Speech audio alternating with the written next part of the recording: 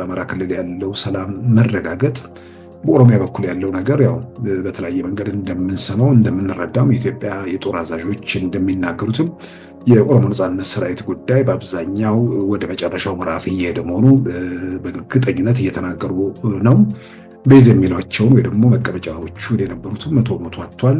ከዛም ባሻገር እስካሁን ድረስ ላለፉት 6 ዓመታት በጋራ ሲዋጉ የነበሩ ኃይሎች አሁን በግልጽ መበታተን ብቻ ሳይሆን በምክትልነት ሲንቀሳቀስ የነበረው ጃለሰኝ የተባለው በይፋ ከቡድኑ መውጣቱን የራሱ ኃይል ይዞ መውጣቱን ከዛም ባሻገር ከመንግስት ጋር ለመነጋገር ያለውን ዝግጁነትም አረጋግጧል።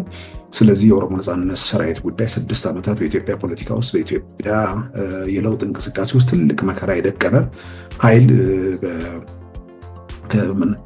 ወደ መጨረሻው ምዕራፍ መግባቱን እንግዲህ እያየን ነው። ያ ትልቅ እርምጃ ነው። በአማራ ክልል ያለውም 1 ዓመት ከ2 ወራት የፈጀ ከግጭቱም ጦርነቱ ከመነሳቱም በፊት ቢሆን ዝም ብሎ ሲንከባለሉ የነበሩ ነገሮችም ስላሉ እዛም አካባቢ ላይ በዘላቂነት ችግሩ መፍታት የሚቻልበት ያው ያኔ ሲነጋገሩ መንግስት ሊሰጣቸው ያሰበውን ነገር ዛሬ ላይ ሊሰጣቸው የሚችልበት ሁኔታ አለ ብዬ አላምንም። ስለዚህ ኢትዮጵያ ውስጥ የ6 ዓመታቱ መከራ፣ ቀውስ፣ ችግር በዋናነት ከኦሮሞ ነጻነት ሰራዊት ጋር ቢያያዝ ነው። ቲፒኤልኤፍ አለ፣ የፋኖ ታጣቂዎች አሉ። ለቀና በየክልል ምናምን ብለው መጀመሪያ አካባቢ ችግር የፈጠሩ ወገኖች ነበሩ። እነሱ ወዲያው አደብ የገዛ ነገር ነው።